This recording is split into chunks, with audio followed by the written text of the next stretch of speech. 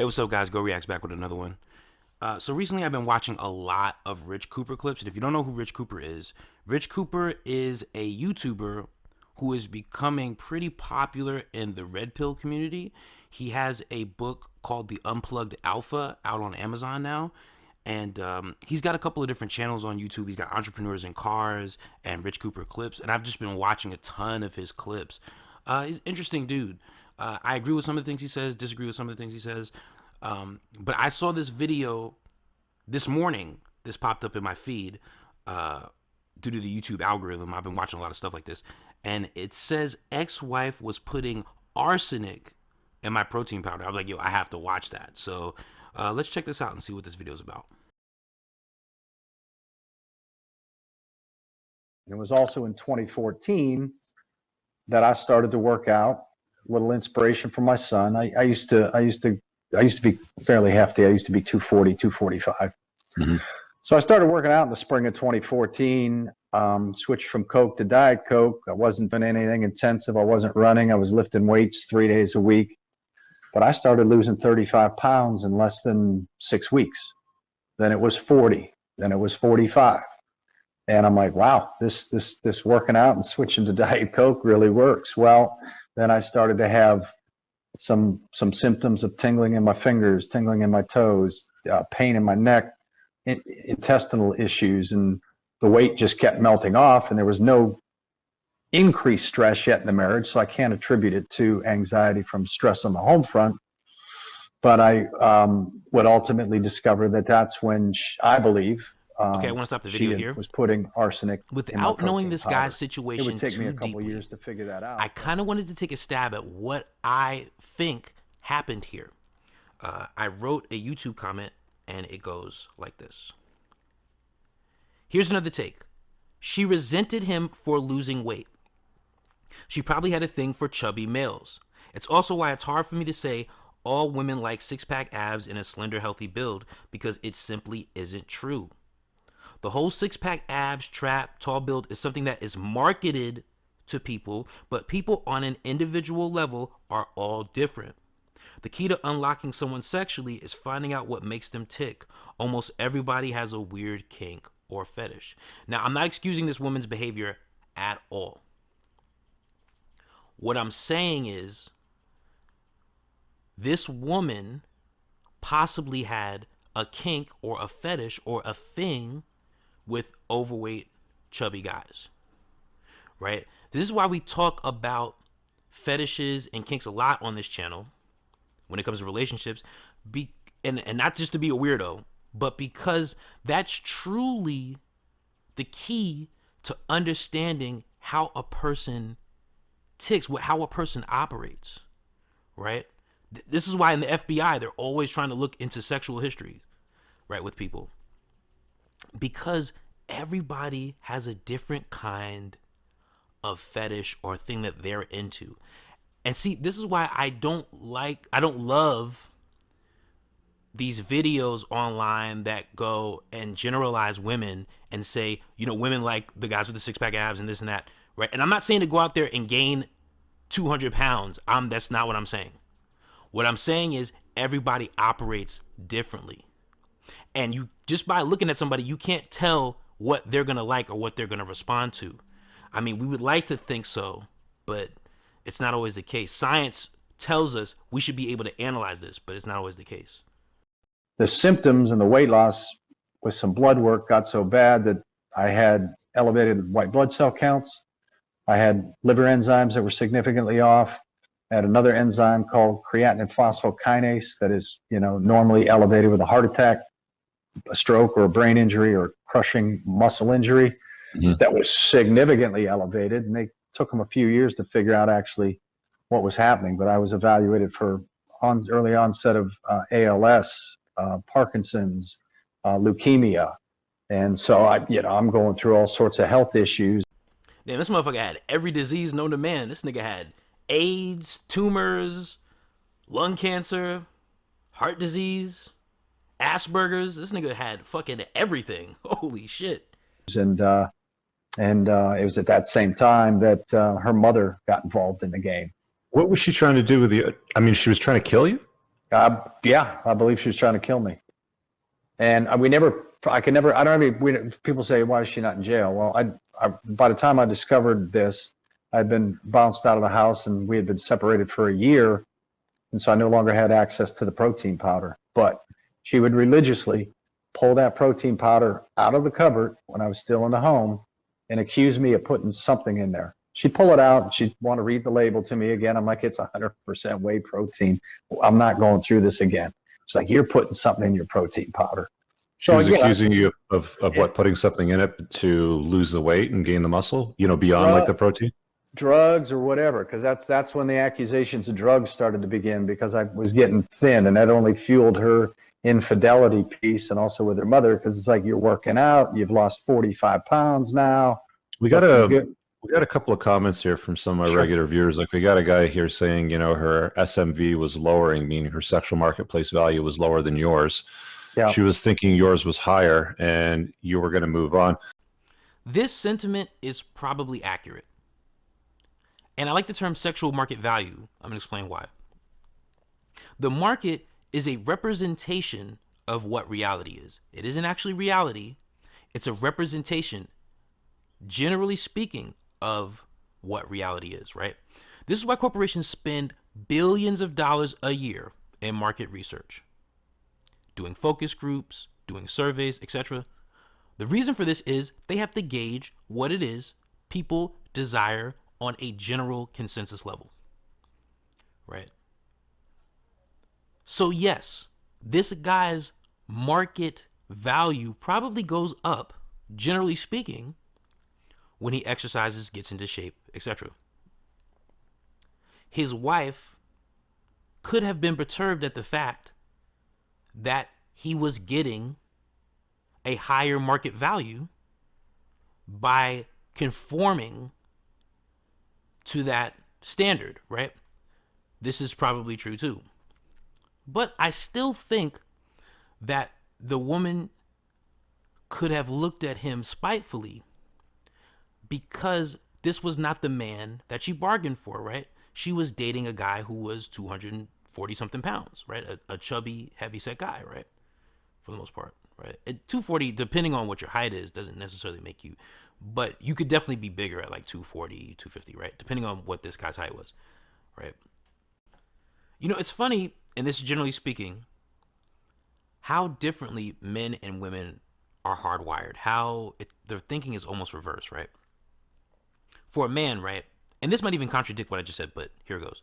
For a man, if he's dating a woman and she starts to gain weight, he's going to become distant because this is not the woman that I bargained for. This is not the woman that I initially fell in love with. For a woman, it's almost the opposite, where it's like she will almost become a feeder for a guy and almost fatten a guy up and kind of almost the uglier the better once she's got him, because his market value goes down sexually. So she's got him all to herself, right? And again, I think both male and female do come across similar thoughts of, my partner might have a high sexual value in the marketplace, and because of that, he's very attractive, and the opportunity to cheat will constantly present itself, right? Because they're so attractive, right? I think this is a threat for both men and women, but they just handle it in different ways, right?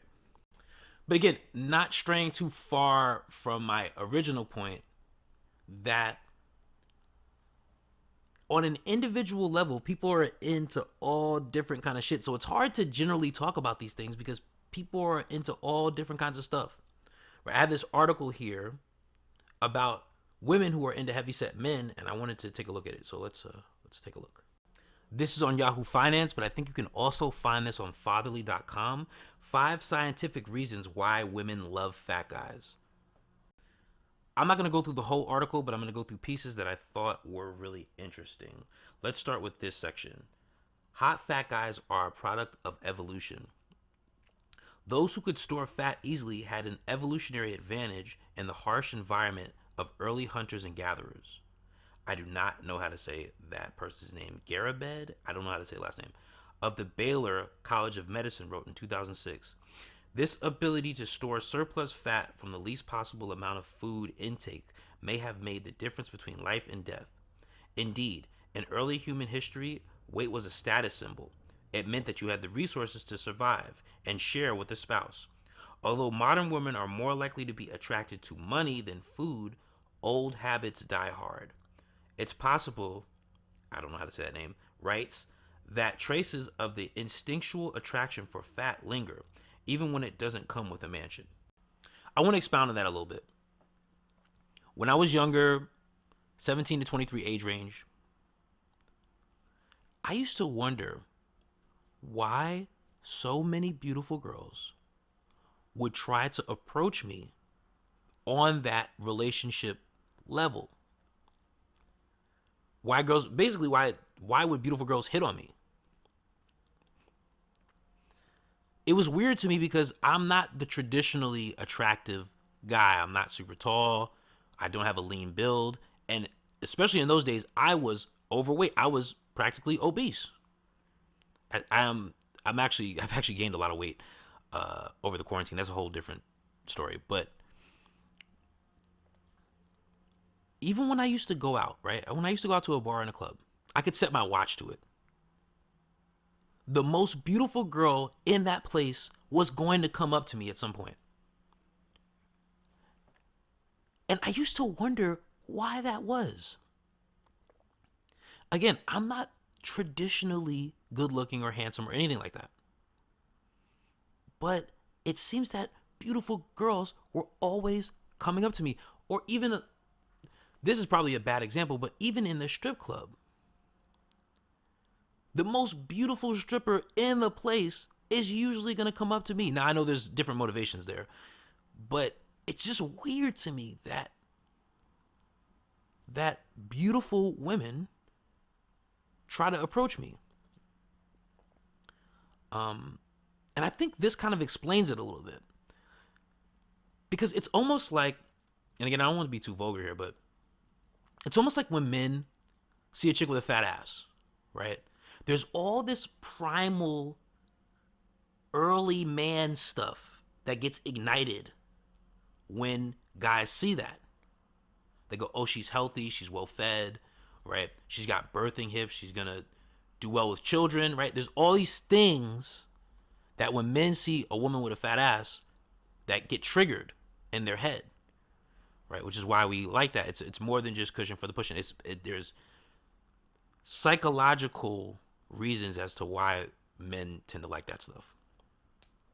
And I guess it's the same for women, right? Because if you look at like Henry VIII, right? He was like super fat, but he had a lot of wives and mistresses, right? And you got to think that there was some sort of status symbol with having a big old king by your side. Now, I'm not telling guys to go out and get super fat because being fat is dangerous and unhealthy for the most part, right?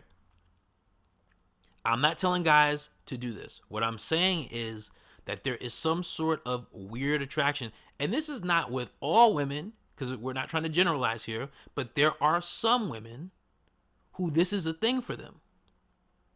Right? And that should be acknowledged, is my point. Okay, we're going to read a little bit more of this article. Your love handles can handle longer love making. Husky men are better in bed, and not just because they occasionally bring snacks. Corny. According to a survey of 2,544 British women, 38% reported that overweight or plus-size men were superior lovers. It's not totally clear why extra cushion improves the pushing, but research suggests stamina might have something to do with it. Men with noticeable bellies and higher BMIs last 7.3 minutes longer in bed than slimmer men. That's interesting. A 2010 study from the International Journal of Impotence Research found. And that's 7.3 minutes you don't have to spend in the gym. The only thing I have to say about this is big guys have big appetites. Big guys enjoy pleasure. So I could see Some fat guys being some real fuckers. I can see this. I can see some fat guys fucking. I can see this. I've never been fucked by a fat man, so I don't fucking know. But I can see how this could be true in some sense for women, or at least some women. All right, I just wanted to get to this last little section in this article. Again, you can read the full article at Yahoo Finance, at fatherly.com, but I'm just going to take this last little section here. Fat guys are thought to be funnier. There's a substantial amount of evidence that women are more attracted to men who can make them laugh. In tribute to everything wrong with the world, it doesn't work the other way around. That's not true, by the way. I love funny girls. While all fat men aren't necessarily funny, pop culture has socialized most people to believe that they are until proven otherwise. This leaves overweight men with the option of either working out at a gym or working on their material. Okay, first thing about this. Fat guys already look funny. Fucking big gut and titties, you already look funny. So you might as well be funny for real, right? I've known a lot of fat funny guys. Not every fat guy is funny, but I've known a lot of fat funny guys. And there's a couple of things behind that. There's a science behind it. And the science is this, that fat guys just don't take things as seriously as everybody else. They like to have fun. They like to eat. They like to have a good time. You know, they like to, and this word makes me cringe. I hate using this word, but I'm going to use it here. They like to be jolly, right? They like to have fun and spread joy, right? See, in comparison to a more serious guy who's like working on his abs, who's like trying to stay in shape and trying to stay healthy, right? That's a very serious mind state to be in. And I'm not saying that guys like that aren't funny. Some of the funniest people I've met, I go to the gym with, or I've been to the gym with, right? That's not to say that those guys aren't funny, because there's a lot of funny guys who are in shape and good looking and stuff like that. But there is a lot of funny fat guys. Now, I wouldn't consider myself funny necessarily. I can be sometimes, I guess. There are people who are way funnier than me. I could never be a comedian. I have so much respect for comedians. I could never do that. I could never be that funny. I could never be as funny as like Tim Dillon or like Dave Chappelle. I'm just not that funny. I would bomb a lot if I went on stage. But my friends have laughed at my jokes and stuff like that. You know, I've made my friends laugh and stuff like that, which is, anybody can make their friends laugh. But so I kind of do get both sides of it, where it's like, yeah, fat guys can be funny, but also you shouldn't assume that every fat guy is funny, is what I'm trying to say. Like, did she fall apart during the marriage? Did she put on weight? No? No, she didn't. Actually, and certainly what I would later discover that, she was not only abusing Adderall and Adderall XR, but also Ritalin LA, which is a long-acting form of another amphetamine. So her weight was never an issue. But she had a lot of, and I think your listener's comment is pretty accurate. She had a lot of health issues. I mean, and those dated back to 2001. So in addition to borderline personality disorder and narcissistic. Was she ever officially diagnosed by anybody for narcissism or borderline? No, because anybody that she went to, she was able to fool them. Okay. So nobody ever believed it was her. They always believed that it was me, that she was in a controlling and an abusive marriage, and he's got anger issues. And of course, oh, by the way, I was the one that spent 9 days in a psychiatric facility. I was the one that was misdiagnosed with bipolar 2. And that occurred in the fall of 2014 after staying on an island, keeping it all to myself, and enduring 6 months of harassment from her mother and from her, and accusations of infidelity and drug addiction and lack of trust in our marriage. And like I said in my video clip to you, they just hollowed me out. I mean, No, it's exhausting. I completely understand. Was she a stay-at-home mom? Did she work? Like, she was. She was a stay-at-home mom. Yeah, of course. As you know how that plays out. Well, maybe you don't. I don't know what you. Was there a sequence of guys that were kind of lined up over the years, or was it just one guy that she was cheating on with you?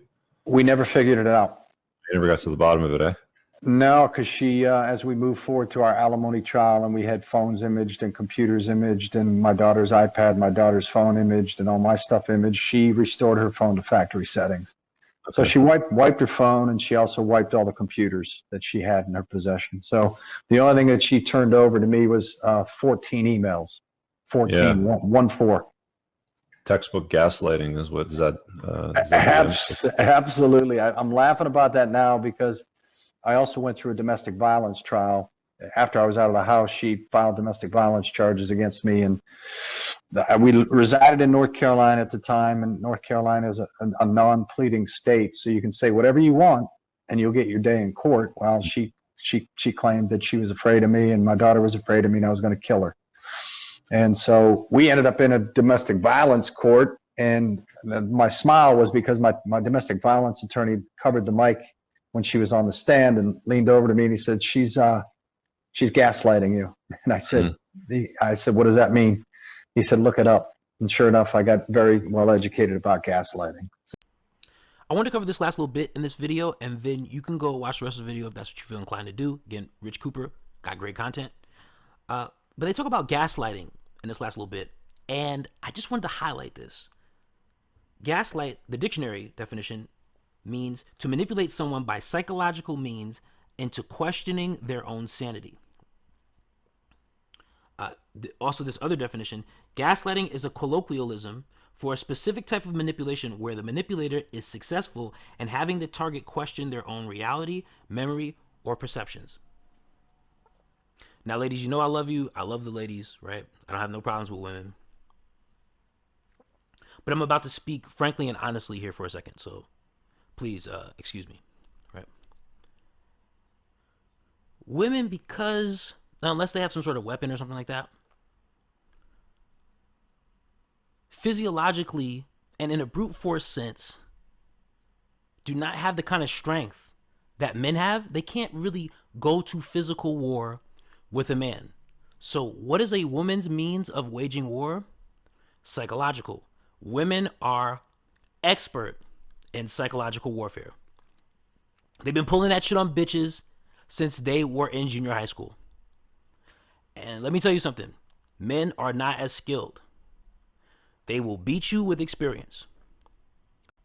One of the big gaslighting techniques is to accuse somebody of something without having any evidence that they actually did that thing, but to steadfastly hold on to that notion that you believe that they're involved in something. Like, for instance, let's say you think a significant other is using drugs, but you've never seen the drugs, you've never seen the paraphernalia, you have no reason to believe that other than their behavior. What you're trying to tell them is your behavior is so fucking wacky, you are so off your rocker, that I think you are using drugs, right? And this is something that women, they do a lot, right? They'll accuse you of all kind of things, and they never seen it with their own two, but they're gonna hold on to their idea because that's what they believe, right? And what the point is to get you mentally off your game, is to get you to question yourself. So you start bending to her will, right? You begin to question your own judgment, and then you're going down the path she wants to create for you, the path she wants to carve for you, right? This definitely happens. You have to be careful. Guys have to be careful because women are way more expert at playing these games than you are. They are way better at this shit than you, right? They will beat you in the head. That's why if you see into that game playing shit, you got to be like, okay, I'm out. I'm not doing this. Because women do play those games. They do that gaslighting shit. I mean, there's all kind of gaslighting that goes on. I mean, to get people to question their sanity. There's so many examples that I could bring up that even happen just in popular culture. It's not just women that gaslight. I mean, they do this stuff in popular culture as well. They gaslight conspiracy theorists all the time, where they support two sides of it, right? Well, they will support like an Alex Jones, right? And Alex Jones will be bankrolled by like Time Warner or somebody, right? And then on the other side of it, they'll have a whole bunch of publications talking down on Alex Jones, but they control him, so they control the narrative, right? So they're gaslighting you. They're feeding you that information on one side, and then telling you it's bullshit on the other, right? Which is gaslighting, right? It's stuff like that,